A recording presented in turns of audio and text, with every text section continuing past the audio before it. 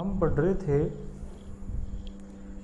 प्रथम संक्रमण श्रेणी के तत्वों का रसायन, जिसमें हम उनके सामान्य गुणों की चर्चा कर रहे थे। आज हम जिस गुण की चर्चा करेंगे वो है संक्रमण तत्वों के रंग एवं उनके स्पेक्ट्रा। देखिए फ्रेंड्स, सामान्यतः कोई भी कंपाउंड है, यदि यह कंपाउंड दृश्य प्रकाश से, ये कहें दृश्य क्षेत्र से, यदि विकिरणों का अवशोषण करता है तो वह कंपाउंड हमें रंगीन दिखाई देता है। या कहें कि कोई भी कंपाउंड यदि सनलाइट से 380 से लेकर 740 नैनोमीटर वाले जो वेवलेंथ वाले विकिरण है, यदि इन विकिरणों का अवशोषण करता है तो वह यौगिक हमें कैसा दिखाई देता है? रंगीन दिखाई देता है। ये जो संक्रमण तत्व हैं, इन संक्रमण तत्वों के जो कंपाउंड बनते हैं वो कुछ कंपाउंड रंग प्रदर्शित करते हैं और कुछ कंपाउंड रंग प्रदर्शित नहीं करते। तो संक्रमण तत्वों से जो बनने वाले यौगिक हैं उनके रंगों के गुणों की जो व्याख्या है वो हम दो कारकों से कर सकते हैं, या कहें दो कारणों के कारण संक्रमण श्रेणी के तत्वों के कंपाउंड कलर प्रदर्शित करते हैं। नंबर 1 डीडी संक्रमण और नंबर 2 चार्ज ट्रांसफर स्पेक्ट्रा। तो संक्रमण श्रेणी के तत्वों के रंगों की जो व्याख्या है वो हम इन दो गुणों के आधार पर कर सकते हैं, डीडी संक्रमण और charge transfer spectra. Number 1 DD संक्रमण। जब कोई लिगेंड धातु से अनंत दूरी पर होता है, ये लिगेंड इस धातु से अनंत दूरी पर, तो इस धातु के जो डी कक्षक है, इन डी कक्षकों की जो ऊर्जा है, ये ऊर्जा एक समान होती है। तो इन कक्षकों को कहते हैं हम समभ्रंश डी कक्षक। लेकिन जैसे जैसे ये लिगेंड धातु के निकट आता है तो उस स्थिति में इस धातु के कक्षकों में उपस्थित इलेक्ट्रॉन और लिगेंड के जो इलेक्ट्रॉन है ये एक दूसरे को प्रतिकर्षित करते हैं। एक दूसरे को क्या करते हैं? ये प्रतिकर्षित। तो CFT सिद्धांत के अनुसार जब ये लिगेंड धातु के निकट आते हैं तो इस धातु के डी कक्षकों की समभ्रंशता समाप्त हो जाती है। अर्थात ये जो 5 समान ऊर्जा के डी कक्षक हैं, ये 5 समान ऊर्जा के डी कक्षक दो भागों में बढ़ जाते हैं, जिसमें कुछ कक्षकों की ऊर्जा कम हो जाती है और कुछ कक्षकों की ऊर्जा बढ़ जाती है। ऐसे धातु के 5 कक्षक हैं, DXY, DXZ, DYZ, DX2Y2 और DZ2। तो जैसे ये लिगेंड के संपर्क में आते हैं तो इसमें से कुछ कक्षक DXY, DXZ और DYZ, इनकी ऊर्जा कम हो जाती है, जिन्हें सम्मिलित रूप से T2G कक्षक कहते हैं, और dx² और dz², इन कक्षकों की ऊर्जा बढ़ जाती है, जिन्हें सम्मिलित रूप से Eg कक्षक कहते हैं। अर्थात जो डी कक्षक थे, एक ही धातु के जो समान ऊर्जा के डी कक्षक थे, उनकी एनर्जी में अंतर आ जाता है। कुछ डी कक्षकों की एनर्जी कम हो जाती है और कुछ की अधिक हो जाती है। अब जब कोई भी इलेक्ट्रॉन, मान लीजिए यहाँ कोई एक इलेक्ट्रॉन है, ये इलेक्ट्रॉन दृश्य प्रकाश से विकिरणों का अवशोषण करता है और अवशोषण करके उच्च ऊर्जा के Eg कक्षकों में चला जाता है। तो यह इलेक्ट्रॉन कुछ समय के पश्चात, क्योंकि उच्च ऊर्जा के कक्षकों में इसका स्थायित्व कम होता है, तो कुछ समय के पश्चात कुछ विकिरणों का उत्सर्जन करते हुए पुनः निम्न ऊर्जा के T2G कक्षकों में आ जाता है। वापस कहाँ गया? T2G कक्षकों में। तो ये जो संक्रमण है, इस संक्रमण में एक इलेक्ट्रॉन निम्न ऊर्जा के D कक्षक से उच्च ऊर्जा के ही D कक्षक में स्थानांतरित होता है। अर्थात यहाँ जो संक्रमण है, उस संक्रमण के दौरान इलेक्ट्रॉन D कक्षक से D कक्षकों में ही स्थानांतरित होता है। तो इस प्रकार को कहते हैं हम DD संक्रमण।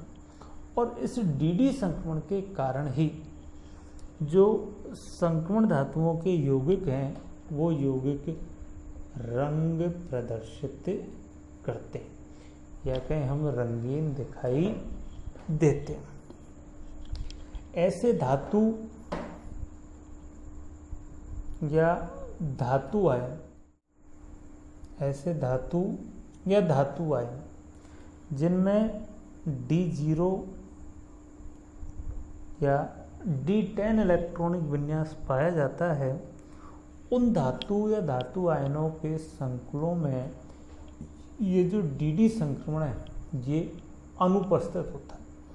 क्योंकि D0 वाले धातु या धातु आयन में निम्न ऊर्जा के D कक्षकों में कोई इलेक्ट्रॉन उपस्थित नहीं होता, और D10 इलेक्ट्रॉनिक विन्यास वाले धातु या धातु आयन के D कक्षक है, इसमें उच्च ऊर्जा के Eg कक्षकों में निम्न ऊर्जा के T2G कक्षकों से इलेक्ट्रॉन को स्थानांतरित होकर जाने के लिए वहाँ पर कोई रिक्त स्थान नहीं होता। तो रिक्त स्थान नहीं होने के कारण D10 इलेक्ट्रॉनिक विन्यास वाले धातु या धातु आयनों में भी DD संक्रमण अनुपस्थित होता है। हम एक उदाहरण लेते हैं, hexa aqua titanium third ion. इस hexa aqua titanium third ion में जो टाइटेनियम है, ये टाइटेनियम +3 ऑक्सीजन अवस्था, और टाइटेनियम +3 ऑक्सीजन अवस्था में इसका इलेक्ट्रॉनिक विन्यास होता है R1 3D1। R1 3D1।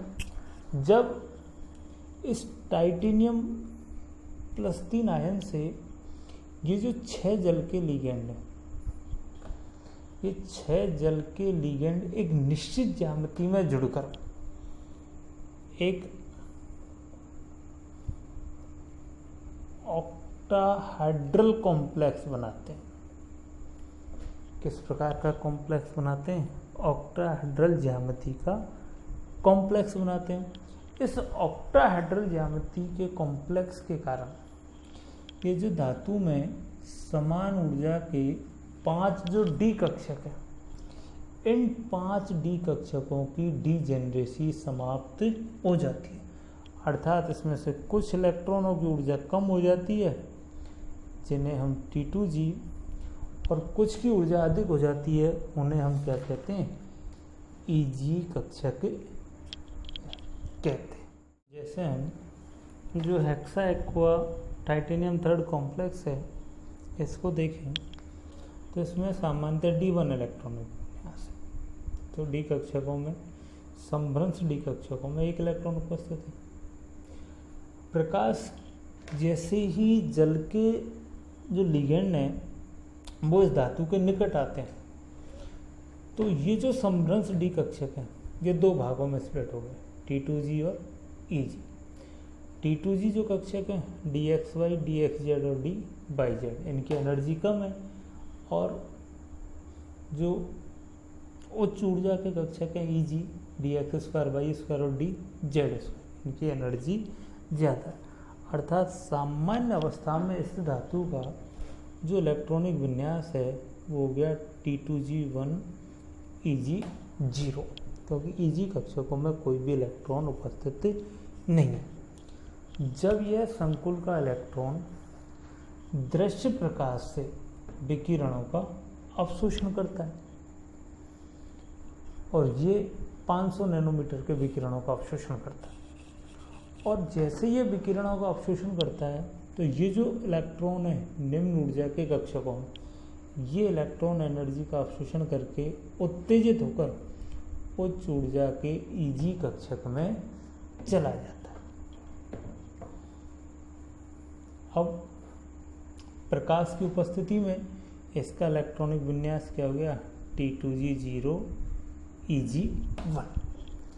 अब ये जो EG कक्षकों में इलेक्ट्रॉन उपस्थित है इसका स्थायित्व कम होता है, क्योंकि किसी भी इलेक्ट्रॉन की एनर्जी जितनी ज़्यादा होती है उसकी स्टेबिलिटी उतनी ही कम होती है। तो ये जो इलेक्ट्रॉन है कुछ समय के पश्चात उन्हें कुछ विकिरणों का क्या करता है, उत्सर्जन करता है, और ये सामान्यतः 540 नैनोमीटर के विकिरणों का उत्सर्जन करता है जो बैंगनी रंग की होती है। तो वापस इस 540 नैनोमीटर के विकिरणों का उत्सर्जन करता हुआ पुनः निम्न ऊर्जा के T2G कक्षकों में आ जाता है। फिर कहाँ गया ये, पुनः T2G कक्षकों में आ जाता है। तो ये जो उत्सर्जित विकिरण है ये कौन से रंग की है, बैंगनी रंग की। तो इस उत्सर्जित विकिरण के कारण ही जो हमारा कॉम्प्लेक्स है हेक्सा एक्वा टाइटेनियम थर्ड, ये कॉम्प्लेक्स हमें बैंगनी रंग का दिखाई देता है। तो इस प्रकार के संक्रमण में इलेक्ट्रॉन डी कक्षकों में था, एनर्जी का अवशोषण करके कहाँ गया, डी कक्षकों में जाता है, और पुनः कहाँ जाता है, डी कक्षकों। अर्थात इलेक्ट्रॉन का जो संक्रमण है वो डी कक्षक से डी कक्षक में होता है, इसलिए ये क्या कहलाता है, डी संक्रमण। सामान्यतः जो संक्रमण धातुओं के द्वारा जो अवशोषित प्रकाश है, इस प्रकाश का इन्होंने अवशोषित किया, इस अवशोषित प्रकाश का जो पूरक रंग है, कप्लीमेंट्री कलर है, ये उत्सर्जित विकिरण और इनका जो ये पूरक रंग, ये पूरक रंग ही हमें कॉम्प्लेक्स के रंग के रूप में दिखाई देता है। अब जब कोई धातु आयन या धातु का जो कॉम्प्लेक्स है वो यदि संपूर्ण प्रकाश का अवशोषण करता है, कि जितना भी लाइट है वो सबका क्या कर लेता है, अवशोषण, तो इन धातु या धातु आयनों का जो कॉम्प्लेक्स है ये कॉम्प्लेक्स हमें ब्लैक रंग का दिखाई देता है। और यदि किसी धातु या धातु आयन से मिलकर बनने वाला जो कॉम्प्लेक्स है, यदि ये किसी भी प्रकार के प्रकाश का अवशोषण नहीं करता है तो यह कॉम्प्लेक्स हमें सफ़ेद रंग का दिखाई देता है। या कहें ये धातु या धातु आयन का कॉम्प्लेक्स संपूर्ण प्रकाश का परावर्तन कर देता है तो वह हमें सफ़ेद रंग का दिखाई देता है। नंबर 2, जिसके कारण संक्रमण धातुओं के कॉम्प्लेक्स रंग प्रदर्शित करते हैं वो है चार्ज ट्रांसफर स्पेक्ट्रम। जो उच्च धनावेशित धातु आयन है जिन पर +5, +6 या +7 आवेश होता है, अर्थात ऐसे धातु आयन जो +5 से लेकर +7 तक ऑक्सीकरण अवस्था पाए जाते हैं। इन धातु आयनों के जो कॉम्प्लेक्स बनते हैं, उन कॉम्प्लेक्सों में जैसे ये ऑक्सीकरण अवस्था वाले लिगेंडों के साथ जुड़कर उपसंयोजक बंधों से जुड़कर कॉम्प्लेक्स बनाते हैं, तो ये जो कॉम्प्लेक्स हैं, ये कॉम्प्लेक्स दृश्य प्रकाश से विकिरणों का अवशोषण करते हैं। विकिरणों का क्या किया इन्होंने? अवशोषण। और इस अवशोषण के दौरान इन लिगेंडों से इलेक्ट्रॉन इस धातु आयन के रिक्त कक्षकों में स्थानांतरित हो जाते हैं, जिसके कारण इन कॉम्प्लेक्सों का हमें एक स्पेक्ट्रा प्राप्त होता है। और वो जो प्राप्त होने वाला स्पेक्ट्रा है वो कहलाता है चार्ज ट्रांसफर स्पेक्ट्रा। वो क्या कहलाता है? Charge transfer spectra. और इस चार्ज ट्रांसफर स्पेक्ट्रा के कारण ये जो धातु आयन है, उच्च धनावेशित धातु आयन है, इनके कॉम्प्लेक्स कलरफुल दिखाई देते हैं। इन धातु आयनों पर जैसे जैसे धनावेश बढ़ता जाता है, जैसे जैसे धनावेश का मान बढ़ता जाता है, उस कॉम्प्लेक्स के रंग की तीव्रता भी उसी क्रम में बढ़ती जाती है। जैसे कोई एक धातु आयन +5 ऑक्सीकरण अवस्था में और यही धातु +7 ऑक्सीकरण अवस्था में, जैसे हम मैग्नीज का उदाहरण लें, Mn+5 भी प्रदर्शित करता है और Mn+7 भी प्रदर्शित करता है। तो जब ये एक ही प्रकार के लिगेंड के साथ बंध बनाते हैं, कॉम्प्लेक्स बनाते हैं, तो +7 ऑक्सीकरण अवस्था वाले कॉम्प्लेक्स के रंग की तीव्रता अधिक होती है। तो जैसे जैसे इन धातु आयनों पर धनावेश का मान बढ़ता जाता है, उनके रंग की तीव्रता भी उसी क्रम में बढ़ती जाती है। ये जो चार्ज ट्रांसफर स्पेक्ट्रा है, इस चार्ज ट्रांसफर स्पेक्ट्रा के द्वारा जो प्रदर्शित रंग है वो डी ट्रांजिशन की तुलना में अधिक होता है या गहरा दिखाई देता है। इस चार्ज ट्रांसफर स्पेक्ट्रा के कारण ही अगर हम देखें तो वेनेडियम +5, क्रोमियम +6 और मैग्नीज +7, ये तत्व इन ऑक्सीकरण अवस्थाओं में रंग प्रदर्शित करते, क्योंकि इनमें डी संक्रमण अनुपस्थित है, क्योंकि डी कक्षकों में इलेक्ट्रॉन उपस्थित है ही नहीं। सभी कक्षकों का D0, ये सभी जो तत्व धातु आयन हैं, इनका D0 इलेक्ट्रॉनिक विन्यास पाया जाता है। तो ये दो कारण हैं, या इन दो प्रकार से डी संक्रमण और चार्ज ट्रांसफर स्पेक्ट्रा, इन दो गुणों के आधार पर हम किसी भी संक्रमण धातु के कॉम्प्लेक्स के कलर की व्याख्या कर सकते हैं।